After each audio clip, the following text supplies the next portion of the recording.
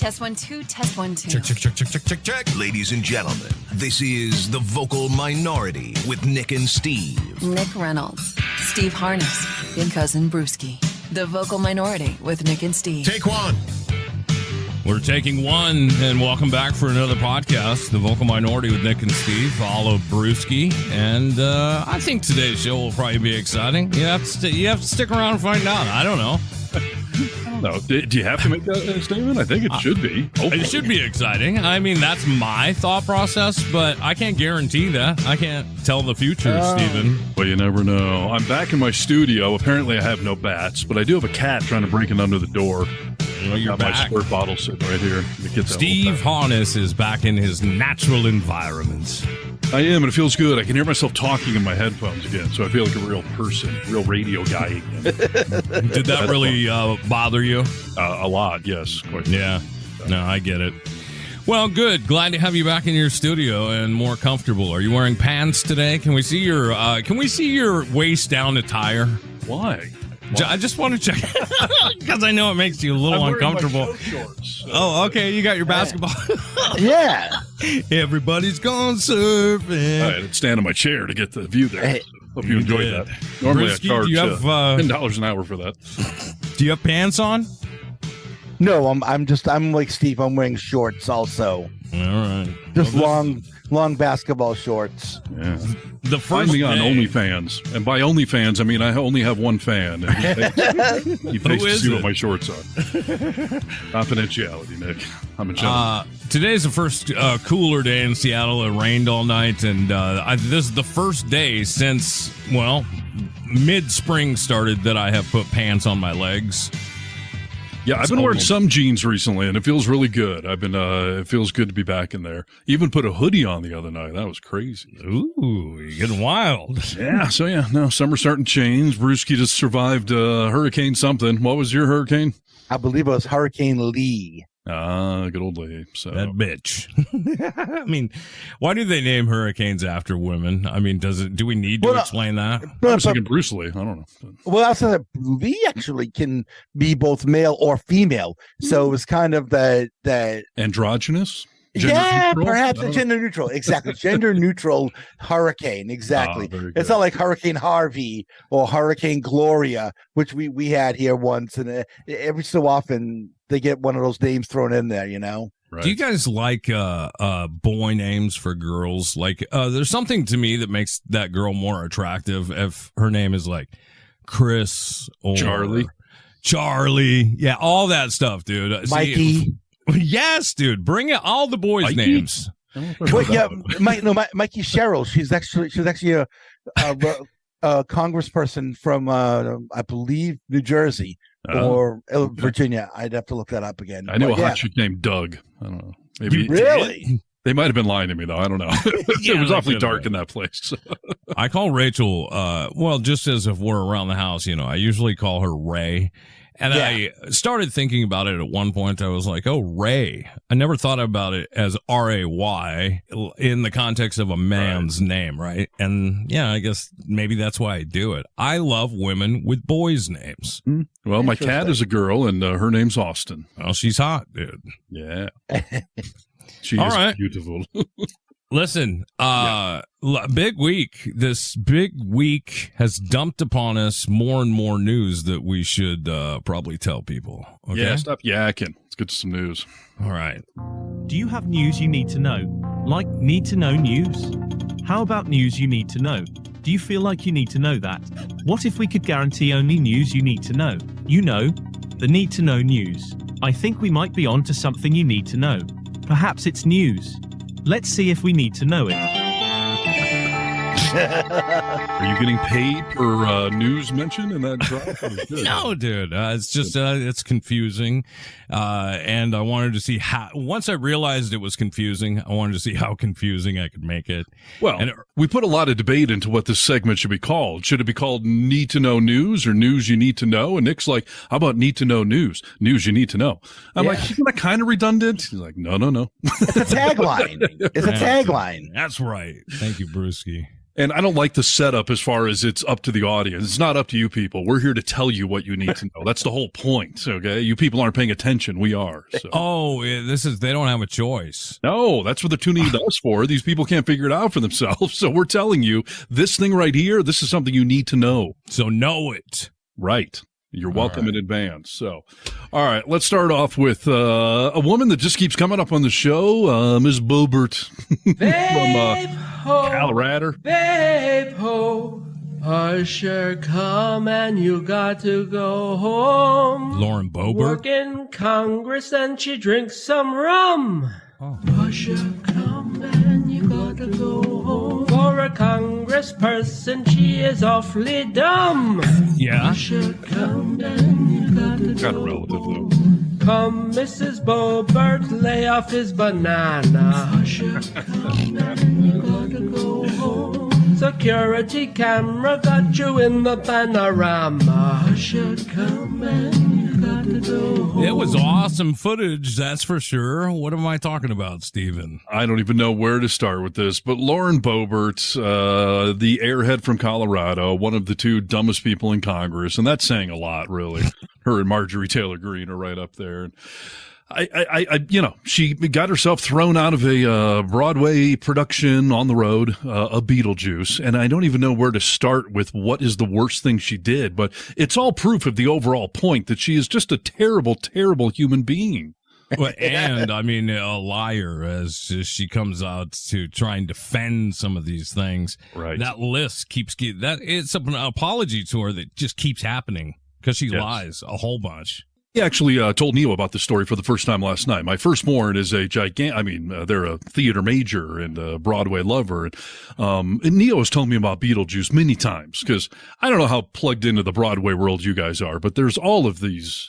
I don't even want to call them remakes. They take something and they either make a whole new thing. There's a Back to the Future play out there right now, a musical. Yeah. Sometimes they modernize just to modernize it a little bit. Yeah, I mean, sometimes it's an adaptation of whatever it was, the book, the movie. Heathers it was a big Broadway play from, Christian Slater. Oh, awesome. Yeah. Yeah. So Beetlejuice is out there, and it's apparently a widely popular show. That's why it's on tour around the country. And so, Boebert, who is going through a divorce, shocking, decided to go out and see it. And let's just run down the list of offenses. Now, first of all, for just general bad theater etiquette, she was talking. She was singing loudly, standing when other people weren't standing around her. She was waving her arms, wasn't she? When she stood up, she was like waving her arms, dancing. Yes. And we've talked about this with concerts before. If you're the only one standing, maybe you should sit the hell down. Right. Yes. Follow the majority. Right. Otherwise, you're blocking someone's view. She was taking selfies with a flash, which is obnoxious in general, but it's obnoxious to the people trying to watch the play around you. But it's also terrible for the performers on stage. It's not a movie. They can see you. They can hear you. Well, it's against the code too. They have an announcement they make, like no pictures, you can't take any pictures while you're here. You can't record video. This. You can't do it. Exactly. And I didn't know this, but I learned it from my firstborn that is actually not just like an etiquette thing. The whole recording it, like that on the road production, they paid a bunch of money to have the rights to Beetlejuice. Sure. They get fined if you record it and go post it on social media or something. So it's not just don't do it because we're being snobs about it. Like it's a copyright violation. You're not allowed to record. You're reproducing it. You're bootlegging it. And that's a fairly a well-known rule of the theater. I mean, I don't go to a lot of theater. I know that. You can't do it. Yeah. So, breaking copyright laws, doing terrible etiquette amongst the audience members, terribly distracting for those performers up there on stage. But then, she was vaping. Yeah. And she was molesting. I mean, I don't even know how to describe. Her and her date were just molesting each other during this performance. And she tried to deny it all. Oh, she tried to deny it all. And they, you know what? I don't know if this was done intentionally, but that theater kept releasing more footage. Like, I don't know if it just took a while to put the whole thing together, but first was just her being escorted out of the lobby to show, like, we had to escort her out. She gave us a finger on the way out. Right. That was a whole other terrible thing. Like, they threatened her once, like, you got to stop her. We're going to have to ask you to leave. She kept going. They came back and said, you got to leave. She refused to leave. They said, we're calling the police. And then when they escorted her out, not only did she do the whole, don't you know who I am thing? Right. That always works out so well. That's why we're kicking you out. We know exactly who you are. Yeah, someone said take the trash out. I thought they were referring to you. So right. But then, yeah, she gives them all the middle finger. These people that are just working at this theater, trying to let other people enjoy the show. You give them the middle finger, huh? Yeah, Insane. well, she was saying that all those city folk just don't know how to have a good time, and she's showing them how to do it. Please. She was the only one in the theater acting like that. And the best part is she tried to deny it all. She just said, I was just singing and having fun. Sue me. Not having any idea that there was a surveillance camera in the theater filming it all. The lady sitting behind her, if you've seen the surveillance film, then you know, but there was a lady sitting behind her, and every time she vaped, this lady, you could kind of tell, was like looking around, and then she leans forward and she asks her to stop, to which she replied, no. Yeah. So she says her first apology said, Lauren Boebert says she was not vaping and that the actors on stage were using electronic cigarettes and fog machines. Right. Meanwhile, the first shot of her vaping, the play hasn't even started yet. Right. And when she puffs the cigarette, like, you see the tip light up, and then you see her exhale this thing of smoke. So this pregnant lady asks her to stop. She says, no. Now we have proof of it. Didn't come out right away. And let me tell you, there's subtle ways to vape in public, and she wasn't being very subtle about it. I thought the same thing. I was like, slowly exhale that, dude. It's going to go away. Shirts, blow it down low. Like, well, there's actually rules in a lot of municipalities, even though you can't smoke in theaters. Right. The performers on stage can smoke if it's part of a theatrical production. Right. What was she vaping, by the way? Is she a Nick vapor? Is she or is she a pot vaping? What was No, she's not a pot vapor. Yeah. Wow. I thought it would have been pot, personally. I mean, just because vape either, so who knows? But. Yeah. No, it could have been whatever. The point, I suppose, is that it was wrong. But let's not forget about the banana stroking that was going on with her mandate next to her. Yeah, so this is a whole other category of just crazy behavior. Because first of all, I mean, who does that? I mean, they were like two horny high school kids in a movie or something. Yeah. That's why I thought they were high, dude, because they couldn't. I mean, it was so weird. Did you see the way he rubbed her boob? Yes. He didn't just rub it. He reached out. He had a whole hand. Yeah, he had to cup it, and it was over her dress. It was just weird. I thought to myself, you're that horny, dude. And then she's grabbing his banana package. Like, that's not a form of making out or anything. Like, what? You're just groping each other. I don't even understand the intimacy of it or whatever. Like, it was very unsexy groping. Right. Yeah. She was tugging on that horn like you wouldn't believe. Yeah. So funny, dude. I mean, it really is funny. And then they say there's a story that came out about the guy who she's with. By the way, she's still married. And I suppose, you got to make your own decisions if you're going to date while you're married. Still married. Going through divorce, so I don't know what that means to them. Like, I was dating while I was still legally married because the divorce process takes a while. Sure. And for me, it hit during COVID when the courtrooms all shut down, so it took even longer. Well, for an idiot that sits on a soapbox preaching family values and all the right things by God, which you shouldn't get divorced, all that stuff. Yeah. She's obviously, again, we give her an award for a hypocrite. Right. Right. Yeah. She's holding up that part of the, party line of being a massive hypocrite. The list is so long. I don't even know where to focus. The selfie drives me crazy. The groping, the vaping, she did everything wrong that you're never supposed to be doing at a theater. It was the worst display of a politician at a theater ever. Maybe Lincoln. And let's not forget when the story came out about her new boyfriend that he had, he's a half owner of a bar and he has drag shows there. Yes, that's the whole other thing. Like, the guy is a Democrat. He seems to be a proud liberal, hosts drag shows at his bar. So again, I give Lauren credit for being super, super hypocritical, but what's wrong with this guy? Is he doing this to mess with her? Is she that hot that he can just throw his morals out the window? There are any number of chicks on Fox News that I would love to bang while they call me names like you disgusting liberal and just things like really? that. Oh God, yeah. You better not stop. Who's number one on your list? The blonde one. I'm kidding. They're all blonde. Yeah. Right. Yeah. I don't know. I mean, Megyn Kelly's okay, I suppose, but she's not even there anymore. Listen, Fox specializes in hiring attractive idiots, so yes. I don't blame you. But. News models. They are news models. Yes. Bill I O'Reilly. kind of wonder if this guy was punking her. I mean, the way he was honking her boobs and probably encouraging her. I take a hit. Go ahead. Vape it up. Like, wouldn't he have come out with it by now? Because that'd be real funny, dude. Well, we've discussed before, how do you date someone who's politically opposite? Now, Republicans specialize in hypocrisy and fake values, so I get how she was doing it, but how is he doing it? It's got to be. Yeah. I think it's easier to go the other way, dude. It's easier for her to not care than for him to not care. Right. Well, you also do know that this is not the first time Skank Boebert has been thrown out of a venue because of sexual behavior. No. Oh, that's true. Well, do you remember? Well, remember they got thrown out of she and her then husband were thrown out of a bowling alley, 86 completely, because he exposed his penis to a couple of underage women. And claimed like they asked. They asked me to do it. Right. He was charged with public indecency and lewd exposure. I've said on the show before, hey, if she asks, I'll do it. I was not talking about minors in a bowling alley. Just yes, yeah, it's a good distinction to make, dude. Yeah, so she's got good taste in men, clearly. So yeah, I can't wait to see if this is an actual relationship. This guy cannot be this. I mean, everyone he knows has got to be just calling him this week going, "What the hell are you doing?" Completely. Now, Steve, do you know who Kimberly Guilfoyle, cokehead Trump Jr.'s girlfriend, dated? Somehow former Gavin Newsom. Exactly. Yes.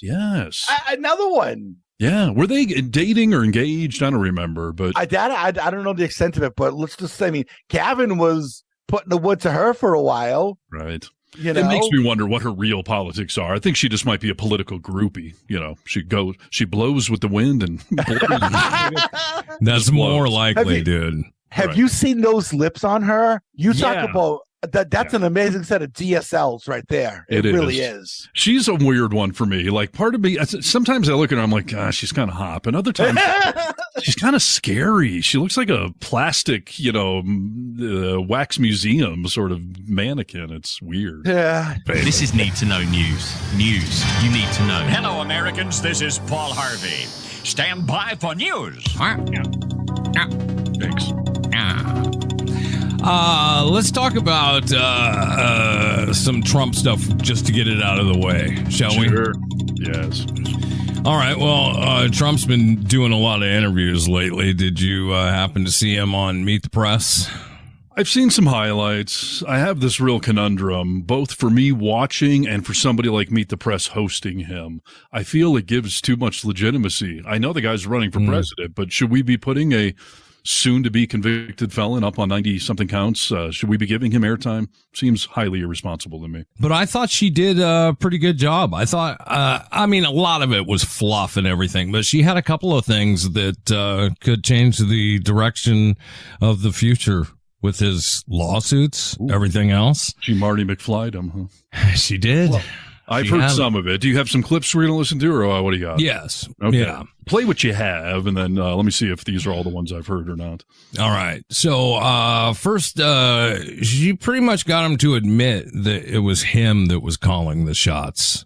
Okay? Mm-hmm. Not his legal team, him. Yes, he's been trying to claim that it's I was just listening to my lawyers, right? I'm not a lawyer. I just listened to them. So, yeah, what do you say? Were you calling the shots, though, Mr. President, ultimately? As to whether or not I believed it was rigged, oh, sure. It was my decision, but I listened to some people. Some people said that.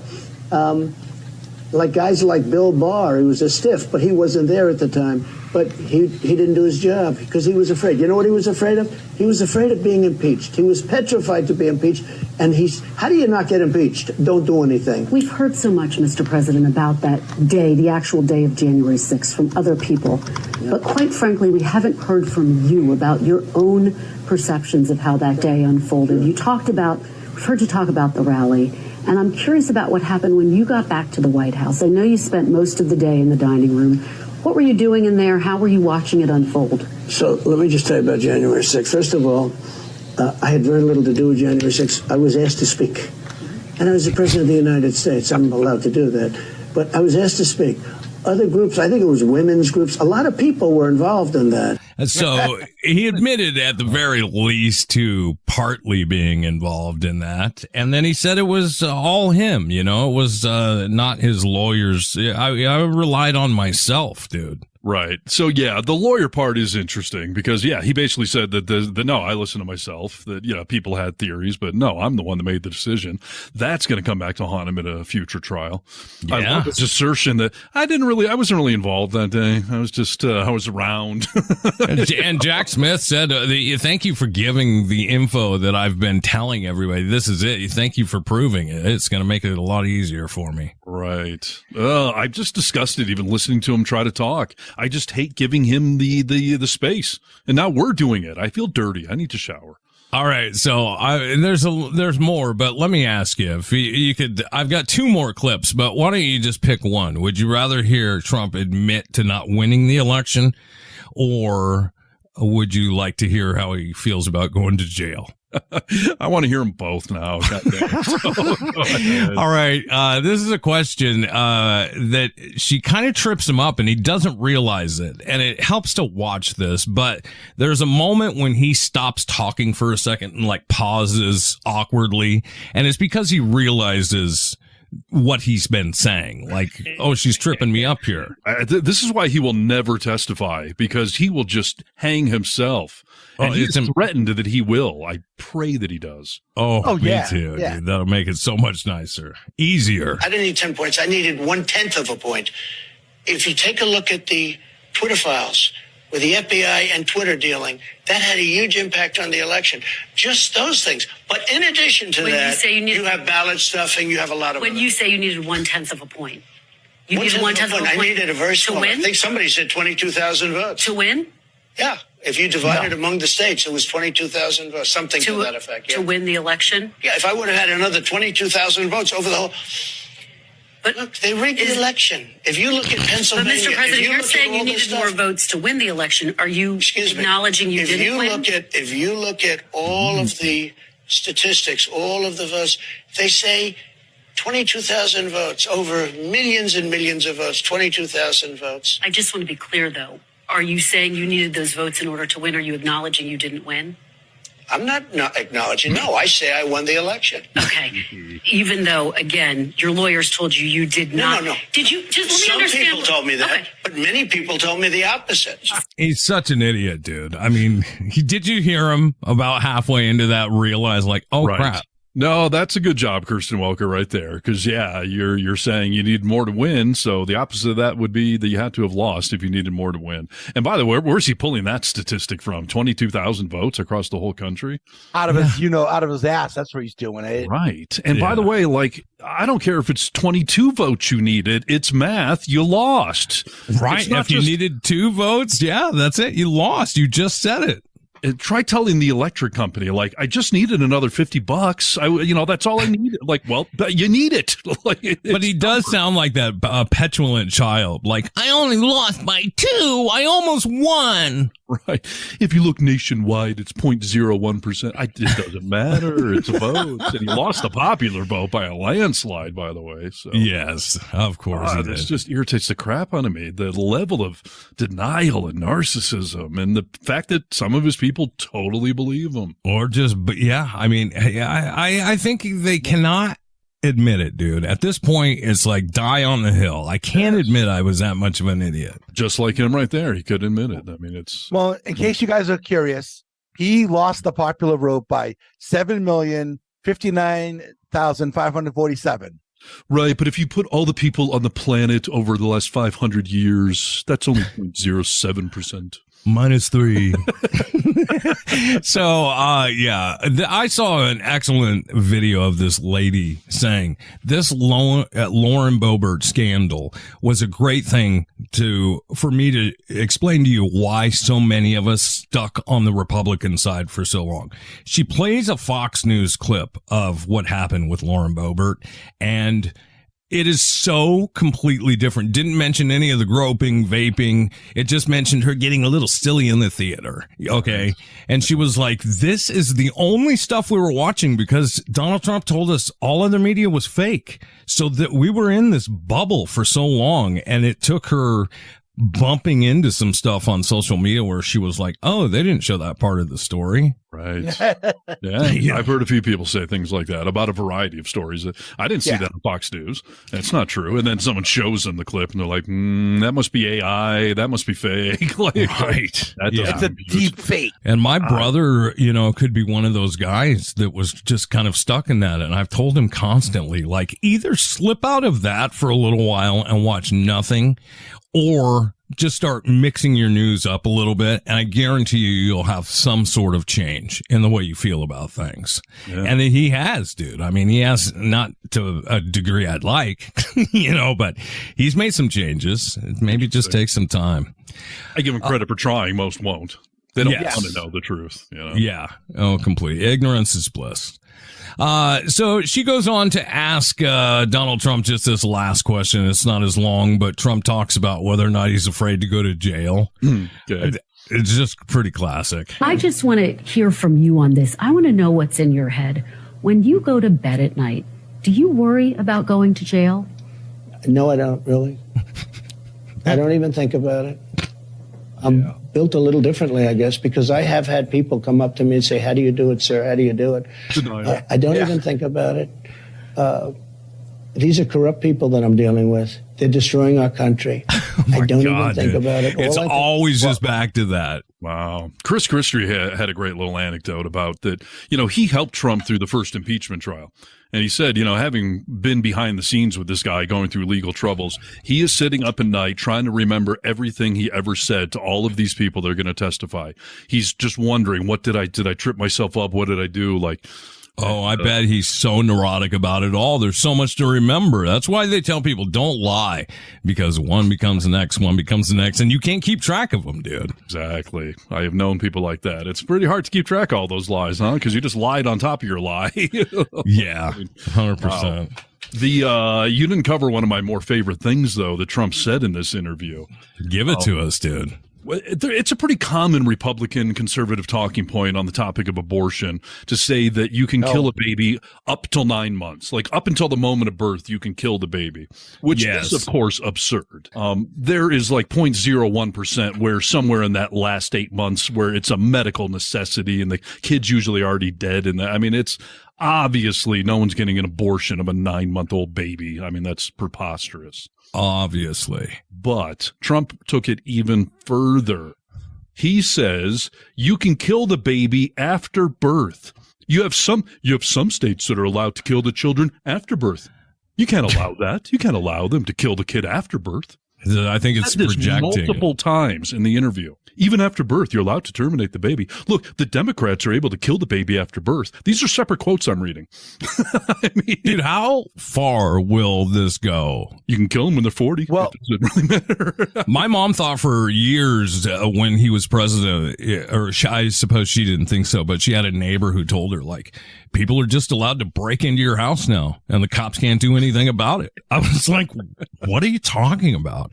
It's like, you didn't see that? Yeah, no. They told us, like, the cops won't even do anything about it. People are just going to start breaking into our homes, and you won't be able to do dick. Right. I was like, no, dude, that's not true. It's one of these things. You just say it in an echo chamber. You say it without any context, and people just start to believe it. And if you could still abort kids after they're born, somebody call Donald Trump's mother and tell her it's not too late. And I don't know why that would bother you, because you guys don't care what happens after the baby's born anyway. You know what I mean? Yeah. It's not funny. It's called murder. You're not allowed to kill people after they're born. Jeez. What's the window there? 5 minutes in a week? Like what in their fantasy world? Wow. When can you still kill the kid? Even after, up to 16, I think is what you get. Yeah. If they grow up and they're not attractive, go ahead, abort them.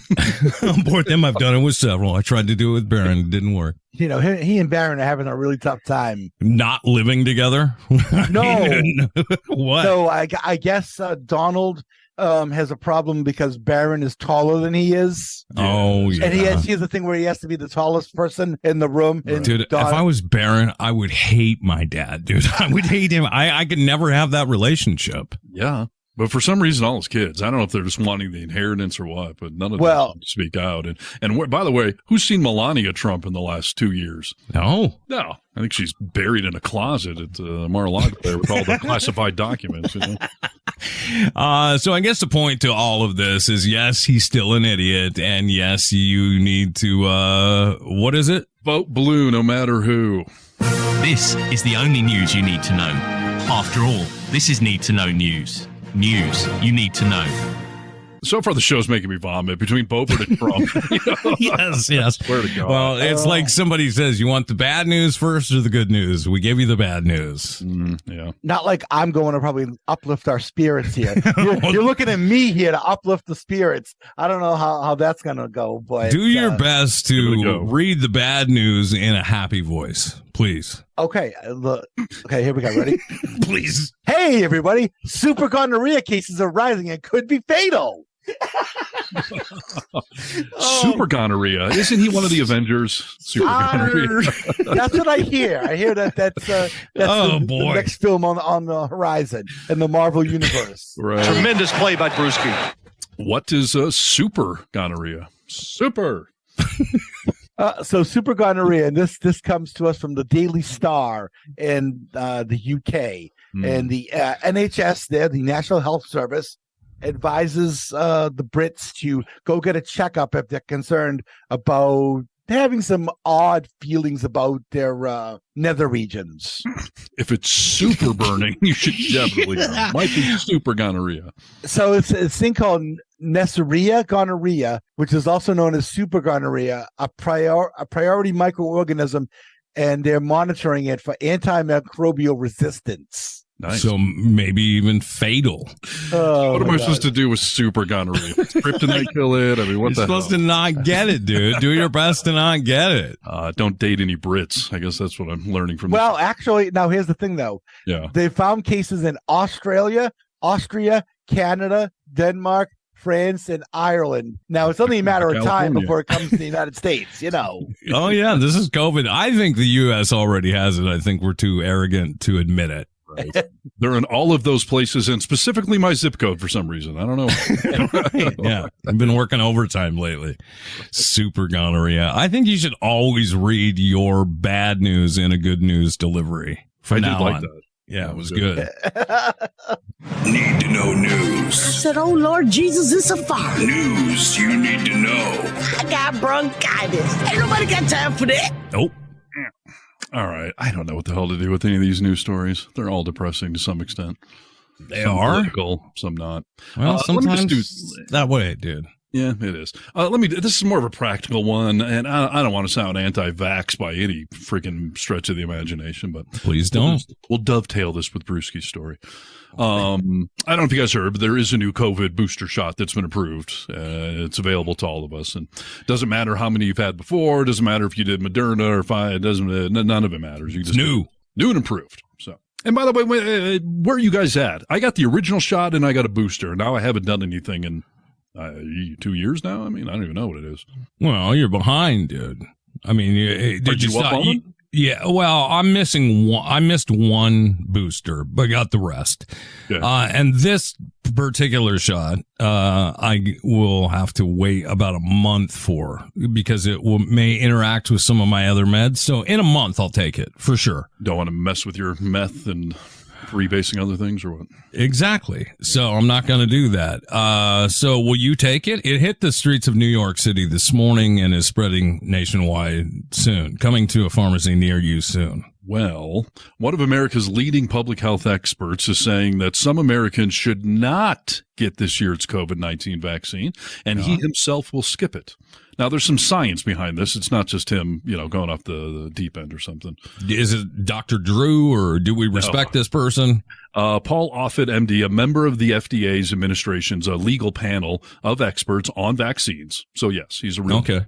And the director of the Vaccine Education Center at Philadelphia Children's Hospital told the publication that he would not recommend a healthy American under the age of 70 receive the booster shot. Wow. He said that even if he had a healthy 30-year-old come into his office asking for the shot, he would advise them against it. He says, quote, I think the goal of this vaccine is to keep people out of the hospital, keep them out of the intensive care units, and keep them from dying. That's the goal. That's always been the goal, and it remains that. So who is it that's getting hospitalized? Who is it that would benefit the most from this? People who are elderly, people who have multiple comorbidities, health problems that put them at high risk, chronic lung disease, heart disease, diabetes, obesity, etc. People who are immunocompromised and pregnant people. I think that those are the ones who will benefit and go to the greater goal of keeping people out of the hospital. So he's saying what we talked about in a recent episode. Some of this needs to run its course through society, through humanity. So if you're healthy, you're not immunocompromised, you don't have a pre-existing condition, he's saying don't do it. I would, just right off the bat, I mean, I agree with I agree with him, I suppose. I'd have to read more about it just to make sure. But from what he's saying, I understand that, right? That was the original goal, is to keep people out of the hospital because there wasn't any room. We were losing people because of that. So we've attained that for the most part, and we can continue to do so with people who are at high risk. So that means, Nick, you're immunocompromised, so you should be getting it. Brewski, your heart issues, does that make you more susceptible or anything to something like COVID? Well, I mean, it says heart disease, but is that what you have? Is it a heart disease? No. I have a structural abnormality within my heart itself. I don't have something like blocked arteries or anything like that. Right. What actually makes me immunocompromised is my device in my chest. Having this foreign object in my chest, actually, because of the metal that's in there, makes me immunocompromised. Gotcha. Interesting. So then you two should go get it. But he's saying me. Maybe he just doesn't like me. I don't know. He must be a listener. Is this a ex-friend who wrote this? Are you sure? Exactly. I guess I'm part of the test culture of let it run through all of us. Those of us that die weren't meant to live. Well, here's the deal. I mean, if that's the case with this, then it was the case with the last one and the last rounds as well. So, do you feel good about that? I mean, are you going to skip it? I mean, it's not going to hurt you if you get it. Are you good with skipping it? I think so. I mean, I skipped the last round consciously, seeing the numbers dropping around the country. And yeah, his point is valid. The original concern was overwhelming hospital systems and the fact that we had no vaccines and no treatments. And nowadays, as you're well aware, Nick, we have new medicines that if you're actively sick with COVID, they can give it to you. It's going to keep you out of the hospital, certainly keep you from dying. So even if I got COVID and it got bad, odds are very good they could still pull me out of it. So maybe, the herd immunity thing, let it run wild through most of us. But those of you that are susceptible to getting it badly and dying, take the vaccine. It's not an anti-vaccine thing. It's a practicality. The goal is to not let people die from it, so only give it to the people that are probably going to die from it. This is what everybody in essence has been asking for, and especially conservatives. We don't want it mandated. We want to make a choice, and now we can do it all.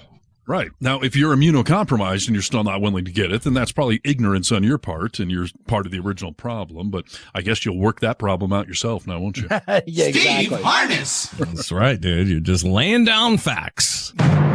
Need to know news. News you need to know. All right, we'll just keep with the happy theme, and I wish that I too, Brewski, could read this one in a happy delivery, but I cannot do that. A newly released body cam footage has come into view of a Seattle police officer. Oh, did you guys hear about the story? No, it's going to show up on the newsfeed soon. I'm watching a lot of police body cam videos of late. So what's this one? Maybe I no, this is pretty You'd know if you heard it. Seattle police officer is seen on this body cam with some really bad behavior, and he is a member in ranking of the Seattle Police Guild. He is on the phone, and he's talking to the president of the Seattle Police Guild, and an accident has just happened. Somebody in the department hit a girl. They were on their way to save somebody that I guess had overdosed. Going 76 miles an hour, residential. Girl's crossing a crosswalk. Cop hits her, kills her. Wow. Okay. He goes lights out on to and all that, or no lights on. Ooh, okay. Okay. So he goes out. How was he going that fast if he didn't have lights on? But okay. That's an interesting question. I don't know. They say he was on his way to give somebody Narcan and he was running with lights out.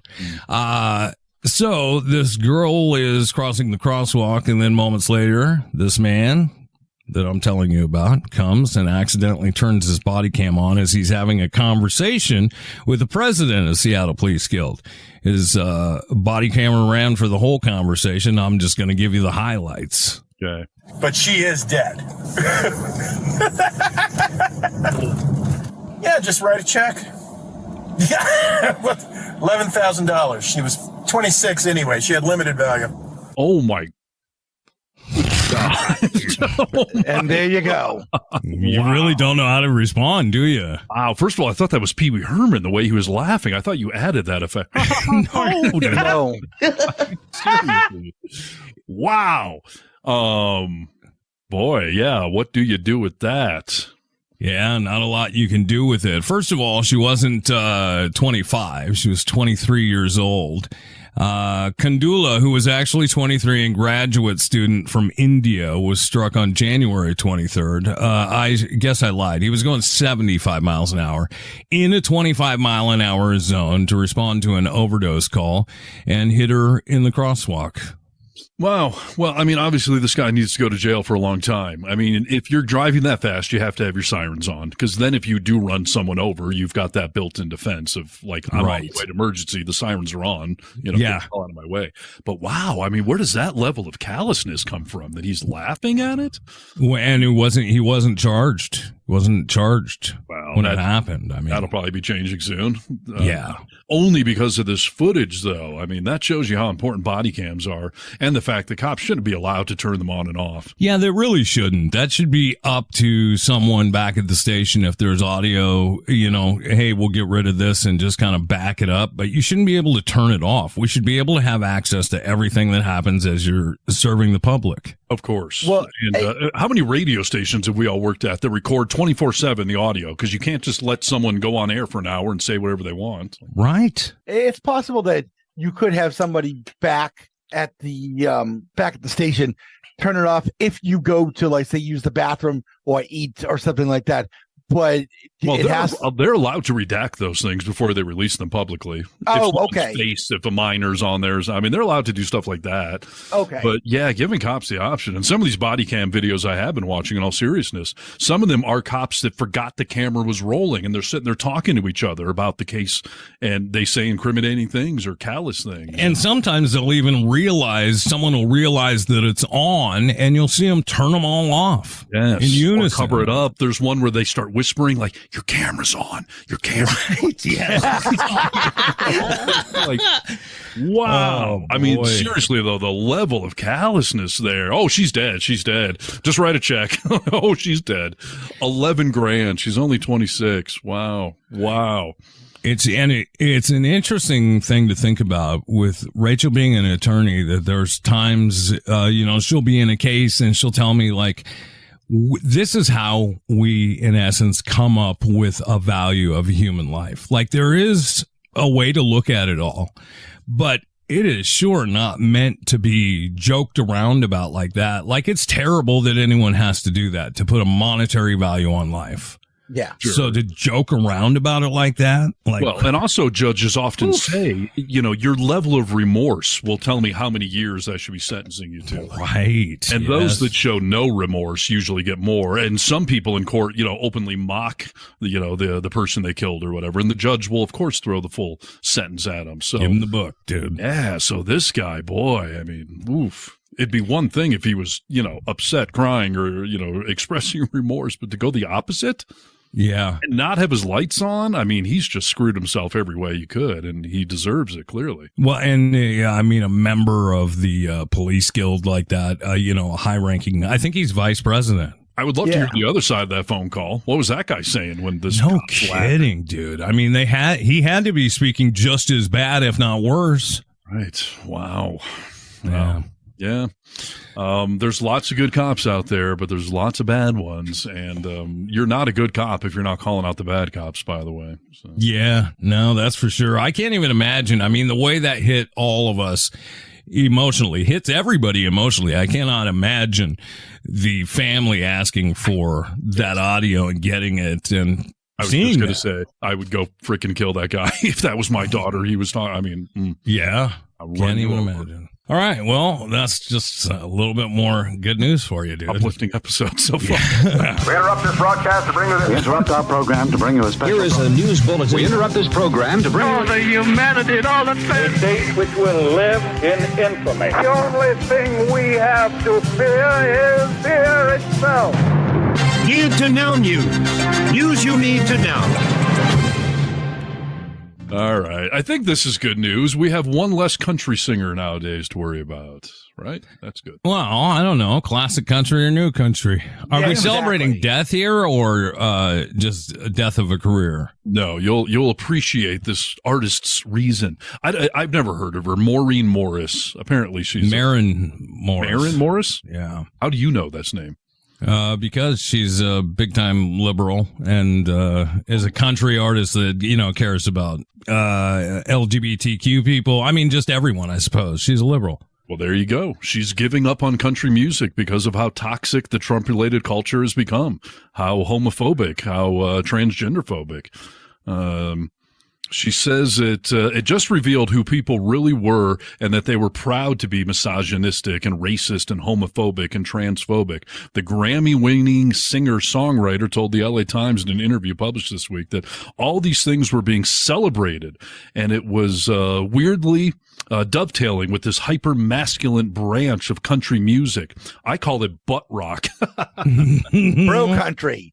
Bro country. Yeah.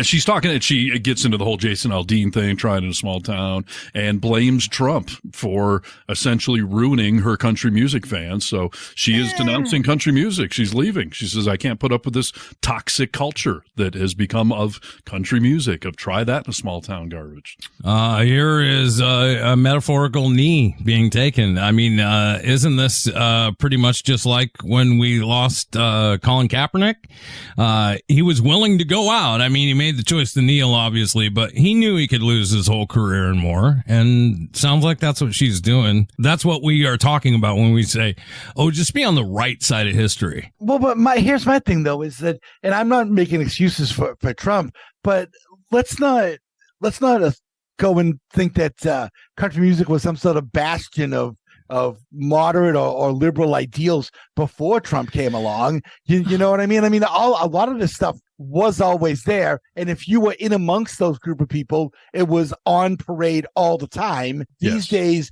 since country has become more mainstream, that's exactly it right there. He has mainstreamed this kind of thinking. He has made this sort of thinking public, makes people feel good about it. That's why they're embracing it. There's a great quote here from her. She says, people are streaming these songs. She's talking about, like, the small town thing. Yeah. People are streaming these songs out of spite. It's not out of true joy or love of the music. It's to own the libs. So interesting, dude. I mean, that is something to realize as an artist. You're like, this is not why I'm an artist. So you'll, go support Trump. That's crazy, dude. Yeah. And we're really seeing this, and Bud Light is the perfect example. Like, there is this organized hatred going on amongst conservatives, and they are putting their money where their mouth is, and they're seeing it works. And that's really emboldening them to hurt Bud Light like they did, or to, make some small town Jason Aldean song #1 on the charts all of a sudden. Like, they're feeling emboldened. And what Brewski's talking about, like Trump, and it was always there, the subtle racism, all that stuff, but now it has become so mainstreamed. They are so emboldened. Need to know news. News you need to know. How can we get into this quickly? Sure. Rolling Stone co-founder fired from Hall of Fame board after saying black artists weren't as articulate as white stars. Yeah, I started reading some of this, and I lost interest quickly because I don't know. What do you lose? Well, that's a great setup for my story, dude. Bring my interest back. No, I refuse. Black artists aren't as articulate. I know it's a classic racist thing to be like, hey, that guy's really articulate, that black guy. He actually can speak. Like, is that his point? He's trying to say that Marvin Gaye wasn't articulate or something? I mean, it doesn't matter, right? He said it.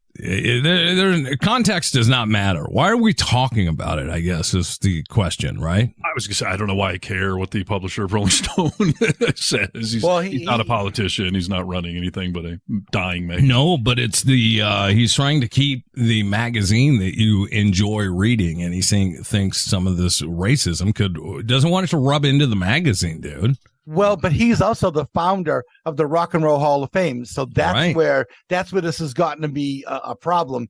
Is because they think that it's going to give them a bad name, and they don't want to be associated with that. So, what else did you say? You got any good quotes here that'll fire me up?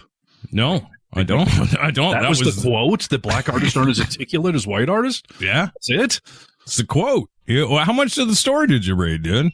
That line, I was like, I just lost interest. No, I mean, there's really no more to know. That's just what he said.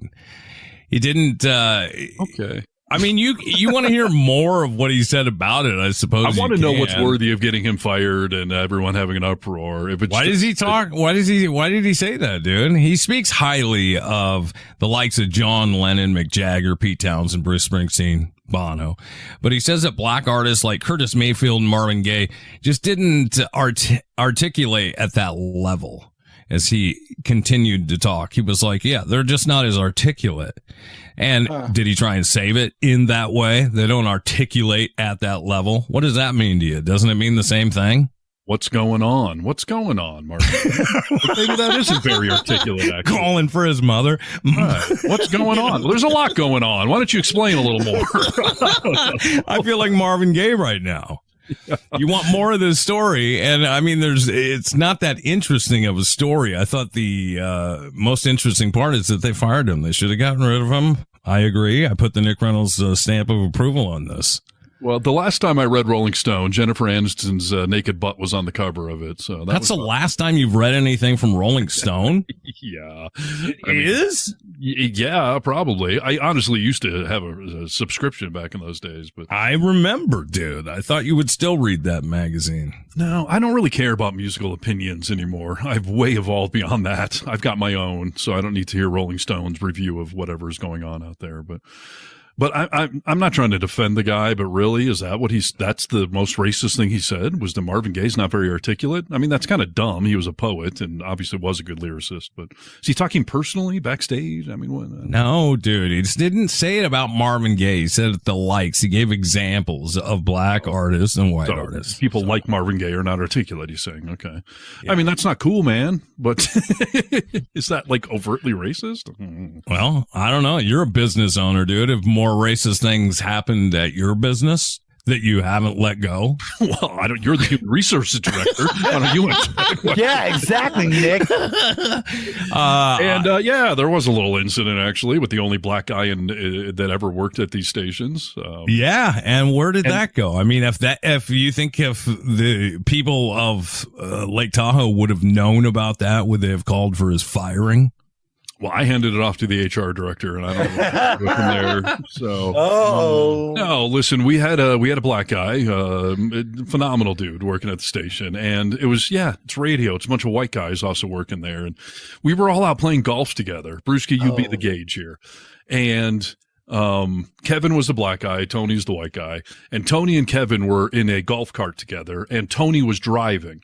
And Tony said to Kevin, hey, look at this. I'm the one driving the black guy around. It's reverse driving Miss Daisy, is I believe what his comment was.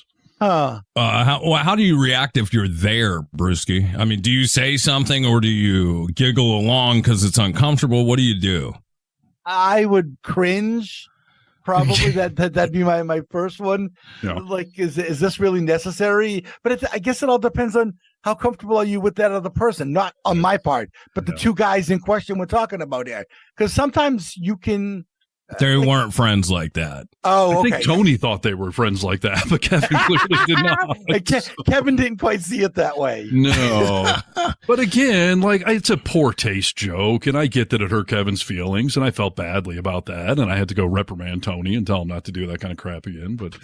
But you know, would you have fired him for that? Is that a fireable offense? I don't believe it's a fireable offense, no. Right. But especially if Tony is not Kevin's boss, because then you can't say that he could influence Kevin's upward mobility within the company or something like that. Or there was nowhere to go in the company, but yeah, topped out. Listen, here's the thing. I don't know if I personally would have fired him or not, but I think it has to relate with how Kevin. I think I'd let Kevin make the decision. Well, we wrote Tony up. I mean, we didn't just let it go. It was a warning. Don't do that crap again. You know. That's exactly what it should be. Is that what we should have done with the Rolling Stone guy? Should he have been written up, or should he be fired because he made a taste? No, the comments were made publicly, dude. I mean, it was, Well, first of all, I don't believe he's getting paid by the Rock and Roll Hall of Fame. So that's what he lost, the job he lost. I don't believe that he is gone from Rolling Stone. I believe he's gone from the Rock and Roll Hall of Fame, and that's probably a nonprofit organization. So it's probably making some money. Nonprofits pay their people, but I see. Yeah, but a guy like this, who I think for him, there's more prestige being on the board and being one of the founders than to take an actual paycheck. Fire him. You know, doesn't seem like a fireable offense to me. It doesn't even seem that offensive. I mean, it's ignorant, dude. short-sighted. That's terrible. It's a trope. You don't like that. You like it. I didn't say I liked it. I'm saying it's not a fireable offense. It's an ignorant thing to say, but I mean, on the scale of racist comments, especially in the Trump era, we're going to chastise this guy, but let everything else go. I'm not letting it go. I want them all fired, dude. Listen, there was a guy that we were in radio with that Steve walks into the studio, and please tell the story, dude. We don't have to say names. Well, it's using the N-word. I mean, that right there puts it over the threshold. Exactly. No questions asked. But what he said was not only offensive as far as it being overtly racist, but it was one of the most ignorant musical statements I've ever heard somebody make. Oh, no. He was talking about Jimi Hendrix, and he said, there's one N-word who can't play guitar. And I was just like, where do I start with what you just said? Like, first of all, you can't call him the N-word. Secondly, he can't play guitar. Like, I don't know which is more offensive that you just said there. Did you react? Well, I mean, the jaw was on the floor, but I was at no level to chastise the guy or whatever. But I mean, he could see the look on my face that I was completely like, "What the hell did you just say?" Right. Last time he ever talked race with me. Jeez, dude. Was it somebody that I would have known? Yes or no? I don't want a name. Would somebody be somebody I would have known? I would assume so. Okay. Yeah, we'll fill you in on it. It was a part-timer. It wasn't one of the full-time people. But okay. Yeah, so I don't know. Bill Burr's got a good bit about two white guys hanging out. He's like, you got to feel me out better before you just start throwing the N-word out. Then everyone's going to assume I'm right there with you and all that. I was the same way. Right. Like, dude, we don't know each other well enough to be just throwing that word out. But the other part of it with Bill Burr, though, too, that you have to remember is that his wife is black. Yeah. So, you got to, I mean, you can't be that casual with that word with him because right. Well, and we were in Seattle, like a progressive liberal city. I was a young guy. Like, I don't know why he assumed that was okay, but it was an old kind of crotchety. Right. Oh, okay. But yeah, and then to say he can't play guitar, like, what the hell are you talking about? I can't believe you made it past the first word, dude. I mean, you were offended by both. It did. It boggled my brain. So, yeah, that's a fireable offense. The Marvin Gaye, amongst others, is not really articulate. Like, no.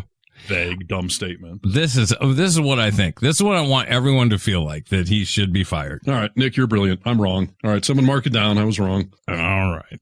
Well, you put up a good fight. I appreciate it. I'm just going to record a few of those for you and take the next month. All right. That's going to bring our show to a close today, boys. Yes, it is. All right. Find us on all the social medias. Share our bat video. God damn it. What the? Why is Come on. No one cares. I was almost killed by a bat, but oh yeah, you're bat free. So show it. And, thevocalminority.net. So, check out the website. Goodbye, Brewski. Please. Goodbye, Brewski. And we say bye-bye. Test 1 2, test 1 2. Check. Ladies and gentlemen, this is The Vocal Minority with Nick and Steve. Nick Reynolds, Steve Harness, and Cousin Brewski. The Vocal Minority with Nick and Steve. Take one.